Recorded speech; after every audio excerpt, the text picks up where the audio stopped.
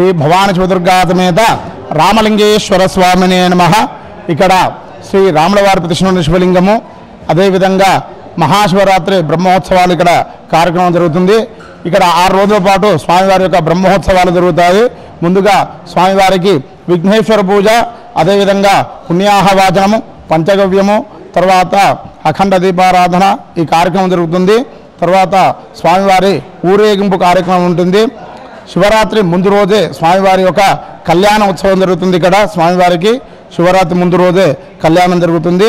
మహాశివరాత్రి రోజు ఇక్కడ ప్రత్యేకమైనటువంటి మహన్యాసపూర్వక ఏకాదశ రుద్రాభిషేకం స్వామివారి జరుగుతుంది. అదేవిధంగా స్వామివారికి ఆ రోజంతా కూడా అభిషేకాలు, స్వామివారికి పంతులు గారు అందరూ కూడా లోపల స్వామివారికి విశేషంగా అభిషేకాలు జరుగుతుంటాయి. వచ్చినటువంటి భక్తులందరూ కూడా ముందుగా భవానీ మాతను దర్శనం చేసుకుంటారు.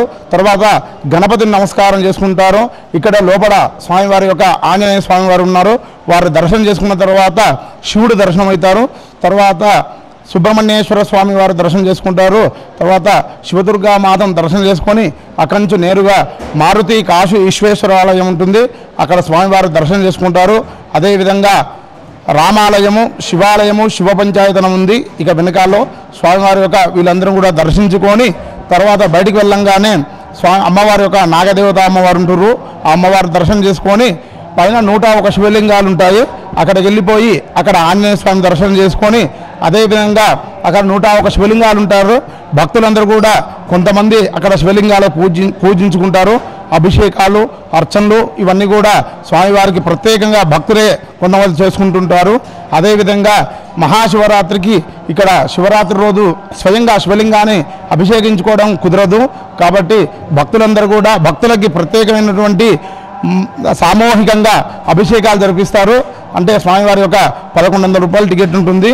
అక్కడ వచ్చినటువంటి భక్తులకు అందరూ కూడా ఒక శివలింగము, అదేవిధంగా పంచామృతాలు ఇచ్చి అక్కడ సామూహికంగా కూర్చోబెట్టుకొని అయ్యగాళ్ళంతా కూడా భక్తి శ్రద్ధలతో నమ్మకము చమకము అదేవిధంగా ఆ విధంగా సామూహిక అభిషేకాలు చేస్తారు. ఒక బ్యాచ్కి సుమారుగా ఒక 100 మంది జంటలు కూర్చొని సామూహికంగా అభిషేకాలు చేసుకుంటారు.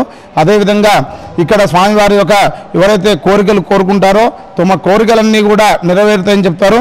అదేవిధంగా స్వామివారి నవగ్రహాలు ఉంటున్నాయి, కాలభైరవులు, అదేవిధంగా నందీశ్వర స్వామి వీళ్ళందరూ కూడా ఇక్కడ ఉంటారు.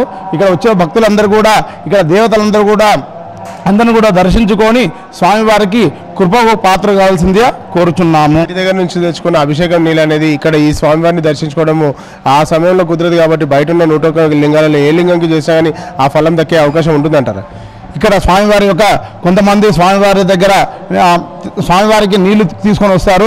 కొంతమంది అవకాశం ఉంటే స్వామివారి పైన పోస్తాము, లేదంటే మారుతి కాశీ విశ్వేశ్వర ఆలయం ఉంది, అక్కడ కూడా కొద్దిగా స్వామివారి యొక్క జలం కూడా అక్కడ కూడా పోస్తుంటారు. కొంతమంది పోయలేని వాళ్ళందరూ కూడా స్వామివారి 101 శివలింగాలు బయట ఉన్నాయి, అందరూ కూడా అక్కడ అభిషేకం చేసుకొని తరిస్తారనమాట. చాలా విశేష ఫలితం వస్తుందన్నమాట. ఇక్కడ ముఖ్యంగా ఎవరైతే ఉపవాసంతో స్వామిని దర్శించుకుంటారో వాళ్ళు ఏ విధంగా ఏ సాంప్రదాయంతో ఇక్కడ వచ్చి దర్శించుకుంటే బాగుంటుందనేసి మీరు అనుకుంటున్నారు?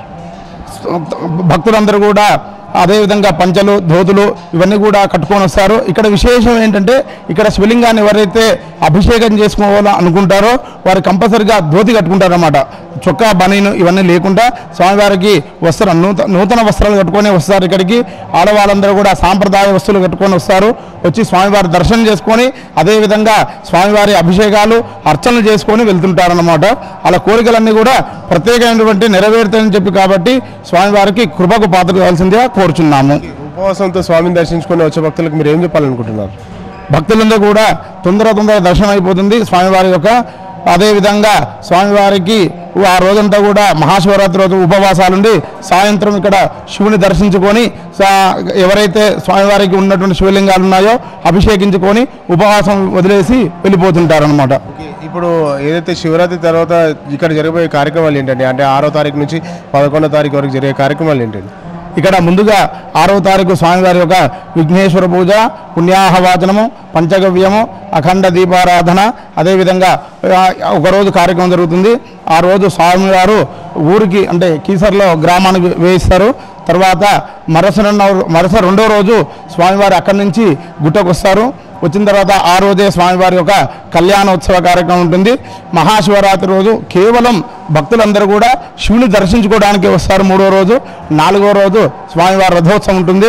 5వ రోజు స్వామివారి పుష్పోత్సవం ఉంటుంది. 6వ రోజు పూర్ణాహుతి కార్యక్రమం ఉంటుంది. పూర్ణాహుతి అయిపోగానే స్వామివారి అదేవిధంగా పండిత సన్మానాలు ఇవన్నీ కూడా జరుగుతాయన్నమాట. సుమారుగా ఎంతమంది భక్తులు ఈసారి వస్తారని మీ యొక్క అంచనా అండి? స్వామివారికి సుమారుగా 6-7 లక్షల మంది వస్తారని మేము అనుకుంటున్నాము. అంటే ఎక్కువనే వస్తారు, చాలామంది త్వరగా దర్శనాలు అవుతుంటాయి, ఇబ్బంది లేదన్నమాట ఎవరికి కూడా. స్వామి, ఈ యొక్క మారుతి కాశీ విశ్వేశ్వర స్వామి లింగం ఏదైతే ఉందో దీని ప్రత్యేకతలు ఏంటండి? ఓం శ్రీ కాశికాపురాధీశ కాలభైరవ దర్శనం. ఈ యొక్క శివలింగము ఆంజనేయ స్వామి కాశీ నుండి తీసుకొచ్చాడు. ఈ యొక్క శివలింగాన్ని దర్శించుకున్నా పూజించుకున్నా మనం కాశీకి వెళ్ళొచ్చంత పుణ్యం అండి. ఈ యొక్క దర్శనానికి మనకు కాశీకి ఎవరైనా పోయిన వాళ్ళు కానీ ఈ యొక్క శివలింగాన్ని దర్శించుకున్నా పూజించుకున్నా కాశీకి వెళ్ళొచ్చంత పుణ్యం అండి. ఎవరైనా కూడా కాశీకి పోని వాళ్ళు కానీ పోయొచ్చిన వాళ్ళు కానీ 101 లింగాలకెళ్ళి ఒక లింగమే ఈ యొక్క ఆంజనేయ స్వామి పేరు మీద రాముల వారి ఇక్కడ ప్రతిష్ఠ చేశారన్నట్టు. మరిన్ని ముఖ్యమైన వార్తల కొరకు మా S1 న్యూస్ ఛానల్ ని సబ్స్క్రైబ్ చేయండి, లైక్ చేయండి, షేర్ చేయండి.